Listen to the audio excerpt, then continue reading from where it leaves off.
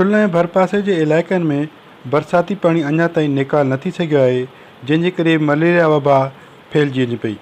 Malaria सबबि हिनमहिल ताईं केतिरा ई ॿारड़ा फौत थी विया आहिनि। हुन हवाले सां ॻोठ करम खान लाशारी ऐं तोॾोमाड़ी जे इलाइक़े वासियुनि जो चवणो हो त तोलेमाड़ी ॻोठ आहे, मलेरिया ॾाढी आहे। हिकिड़ो माण्हू खणी छॾे दवा वठूं था, वरी ॿिए माण्हू खे खणूं था। हिकु मुजाहिद माण्हू खाइण जे लाइ बि तंग वेठा आहियूं। सफ़ा साहब जो असांखे पैसो उहो न आहे त असां ॿारनि खे खणी वञी ॾेखारियूं। हिकु घर में टे माण्हू पिया आहिनि, चारि। जंहिंखे सुई हणण जी ख़बर कोन्हे उहो बि चए थो फीस जो 300 रुपया। त असां ग़रीब पेट खाऊं या साहब काॾे वञूं। अस्पताल सरकारनि वञी बि दवाई नथा ॾियनि। हिते अॻे कैंप लॻी बि कलाक वधि वेठा, कंहिंखे दवा ॾिनऊं, कंहिंखे दवा बि न ॾिनऊं।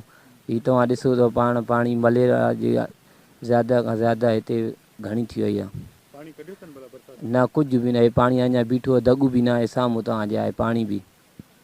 बीमारी केतिरी वधी आहे बरसाति पाणी? बीमारी ज़्यादा थी वई आहे।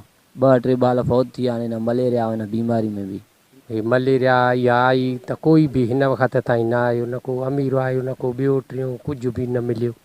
बाक़ी हाणे 3-4 ॾींहुं हिकु छड़ो ई आहे, बसि पाल ॾेई विया। बाक़ी हिन वक़्त ताईं कुझु बि न आहे, न को आयो बि आहे हिन वक़्त ताईं। इहे ॿाल विया आहिनि, माल वियो आहे, इहा बि पुछा गुछा माल जी बि को न कयूं त तव्हांजो माल घणो वियो आहे या घणो आहे, इहा बि न, कुझु बि न हिन वक़्त ताईं। एतिरा ॿार मरी विया आहिनि। असांजे ॻोठ में 2-3 मरी विया आहिनि।